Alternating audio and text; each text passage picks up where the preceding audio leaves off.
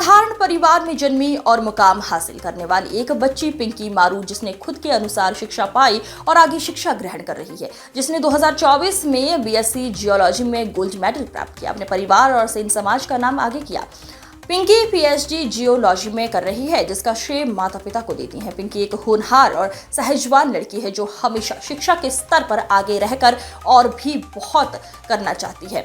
माननीय परिवार के लिए बहुत ही साहसिक कार्य। पिंकी के पिता एक रतनलाल मारू एक सामाजिक कार्यकर्ता है, जिनका कार्य बहुत ही सराहनीय है, जिनका एक ही उद्देश्य है कि बेटियों की शिक्षा उच्च स्तर पर हो, अपना कार्य आगे से आगे सराहनीय करें। पिंकी अभी हैदराबाद के CSIR कॉलेज में पीएचडी जियोलॉजी में कर रही हैं, जिसका तीसरा साल चल रहा है।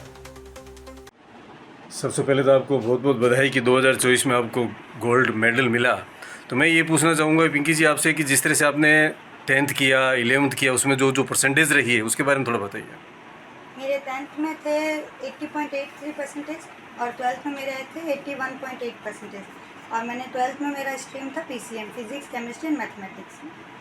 तो जिस तरह आपने MSc किया, MSc में आपको जो गोल्ड मेडल मिला, गोल्ड मेडल मिला, क्या आपको उम्मीद थी, आपको आसानी थी कि मुझे गोल्ड मेडल मिलेगा?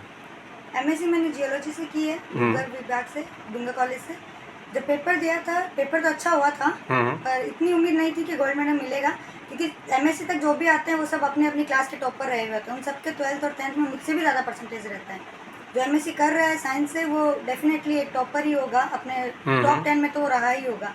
तो सबका सेम ही उम्मीद होता है कि हमें गोल्ड मेडल मिलेगा। तो जब गोल्ड मेडल मिला आपको, जब आपकी क्या प्रतिक्रिया रही और क्या ऐसा क्या अनुभव हुआ आपको, तो वो बताइए, जो जनता देख रही है, जो बच्चियाँ देख रही है उनको। मुझे सबको खुशी होगी, मुझे भी बहुत खुशी हुई जब गोल्ड मेडल मिला। हालांकि मुझे जब मेरे नंबर आए थे तो मेरे 2-3 नंबर कम थे जो फर्स्ट रैंकर थे, तो मैंने अपना रीचेकिंग करवाई थी पेपर की, उसमें मेरे को फिर 3 नंबर बढ़ गए तो मुझे गोल्ड मेडल मिला। उसके बाद में सबसे ज़्यादा खुशी मुझे हुई कि पापा बहुत ज़्यादा खुश हुए और एक वो कॉन्फिडेंस आता है कि भाई ठीक है, बच्चा इतना पढ़ रहा है, इतना अच्छे से पढ़ रहे हैं, तो उनको अब आगे और पढ़ाया जाएगा, आगे और वो कुछ ना कुछ करेगा। तो इसी वजह से मुझे गोल्ड मेडल चाहिए था और फिर मिला तो बहुत ही ज़्यादा खुशी हुई और पूरा परिवार खुश था। बोले खुशी का जो ठिकाना था वो बहुत ही हाँ जी, उपलब्धि था। और दूसरी बात ये कहना चाहता हूँ, जिस तरह से आप PhD कर रही है जियोलॉजी में, कहाँ कर रही है अभी? मैं PhD कर रही हूँ हैदराबाद से, CSIR की लैब है, CSIR NGRI, national geophysical research institute. तो जियोलॉजी करने के बाद आगे क्या विचार है आपका करने का? अभी तो मेरा विचार PhD करने का ही है। अभी मैं 2.5 ईयर हो गए हैं मुझे PhD में। PhD कंप्लीट करेंगे, PhD के बाद में सर्कमस्टेंसेस पे, बाकी मैं पोस्ट डॉक करना चाहूँगी PhD के बाद में और आगे रिसर्च में ही रहना चाहूँगी। तो जिस तरह से आपने ये अनुभव लिया, मतलब अनुभव लेती आ रही हैं और बहुत कुछ कर रही हैं, जिस तरह से कुछ ऐसी बालिकाएं हैं जो कुछ करना चाहती है, लेकिन आज का जो माहौल देखा जाता है जिसके अंदर क्या कि बच्ची थोड़ा सा भी ग्रोथ कर लेती है, ग्रेजुएशन कर लेती है, तो परिवार को लगता है कि इसकी शादी कर दी जाए। तो शादी में उत्पन्नता ऐसी उत्पन्न होती है कि बच्ची बहुत कुछ करना चाहती है लेकिन कर नहीं पाती। तो उसके बारे में आप क्या कहेंगे? वो तो देखो होता है, मैं ये नहीं कहूँगी कि लड़के का आसान होता है, दोनों का ही शादी के बाद में बदलता है, क्योंकि शादी में जिम्मेदारी आती है और सबको मालूम है लड़कियों पे आती ही है। तो बस उनके मम्मी पापा से कहना चाहूँगी, लड़कियाँ पढ़ लेती हैं, लड़कियों को पढ़ाना चाहिए। आप खुद बैठना भी नहीं पड़ेगा लड़कियों के लिए, लड़कियों को बस छूट देनी होती है। मैं राजस्थान से हूँ, मेरे को मिडिल क्लास फैमिली है, मेरे पापा भी कुछ खास पुरमखा नहीं है, और इनफैक्ट मेरे पापा इतने हैं भी नहीं पढ़े लिखे, बट उन्होंने कभी भी नहीं रोका। मैंने कुछ भी बोला है, मैंने जब केमिस्ट्री छोड़ के जियोलॉजी ली तब भी उनका कुछ नहीं कहना था।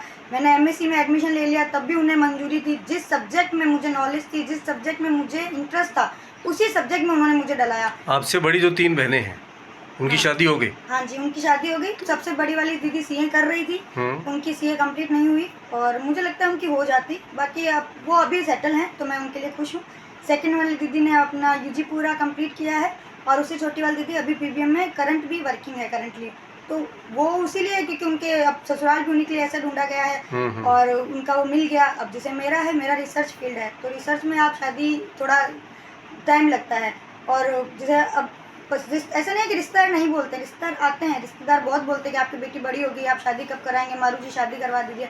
पापा का एक ही होता है कि मेरी बेटी अभी छोटी है, तो वो छोटी है, वो छोटी बना के रखना और वो उतनी छूट देना, कर सब सकती हैं पर छूट देना चाहिए। पिंकी, जिस तरह छूट की बात चली है तो ठीक है, परिवार वाले छूट भी दी जाती है, लेकिन आज के जो माहौल को देखते हुए परिवार वालों को सोचना पड़ता है कि क्या पता बच्ची को आगे पढ़ाएं या नहीं पढ़ाएं। तो उसके बारे में क्या क्या है विचार आपका? वो छूट भी माता पिता क्यों चिंतित होते हैं? क्योंकि उनको तसल्ली नहीं होती है। आप तसल्ली कब आएंगे? जब आपके 10वीं में 82% है, 82-83% नहीं, तसल्ली आ जाती है। मैं जो करना चाहता हूँ कि तसल्ली भी आ जाती है, सब कुछ होता है, लेकिन जब बच्चे को थोड़ा सा बाहर निकाल दिया जाता है तो कुछ ऐसी परिस्थितियाँ या स्थिति भी हो जाती है कि बच्चे, घर वाले हैं वो बहुत मेहनत करने के बाद उनको पढ़ाते हैं लिखाते हैं, लेकिन कुछ ऐसे माहौल बन जाते हैं जो कि बच्चियों बड़ी होकर के साथ रह कर के अपने में ऐसे समय को क्रिएट कर लेती है। तो उस समय क्या स्थिति होगी माता पिता की? देखो, उस समय अब सिक्के के दो पहलू हर समय होते हैं। आप हर समय ये सही तो नहीं कर सकते कि हर इंसान ही सही करेगा। आप जो कर सकते हैं, अभी माता पिता क्या कर सकते हैं, वो छूट दे सकते हैं। जैसे मेरी मम्मी पापा ने मुझे दी तो मैं आगे बढ़ी। अब मेरी भतीजियाँ हैं, उनको भी छूट मिल रही है। मुझे बिल्कुल यकीन है, मैं सब लोग बोलते हैं मेरी तरफ वो बढ़ेंगी। अब अगर लड़कियाँ वहाँ बाहर जाके, लड़कियाँ क्या लड़के भी करते हैं, लड़कों को थोड़ा कम गिना जाता है कि भाई लड़कों ने छूट कर दी है, और वो है, ये लड़कों की गलती नहीं है, ये हमारे वो समाज नहीं, की पढ़ लिख गलती करके है। अच्छा हो जाता है, उसके बाद वो बाहर जाके लव मैरिज कर लेती है, शादियां कर लेती है। उस समय परिवार को किन परिस्थितियों से गुजरना पड़ता है?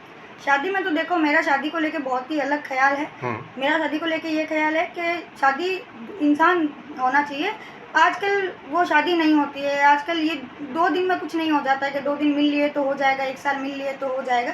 ऐसा नहीं होता है, कुछ भी नहीं होता। अगर आप फोकस्ड हो, आप अपने काम में ही रहते हैं। और अगर रही बात शादी की, उस दौरान कोई मिलता है आपको या किसी से कुछ आपका ऐसा होता है, तो अपनी मर्यादा में रहें, अपने घर वालों को बताएं।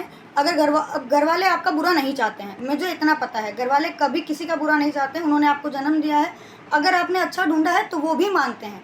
पर उनके खिलाफ जाके कुछ भी करना, वो बाकायदा गलत है, एकदम गलत है। अगर आपने इतना ही अच्छा है, आपने इतना ही अच्छा ढूंढा है, तो आपको क्यों डर लग रहा है बताने में? घर आइए, बताइए।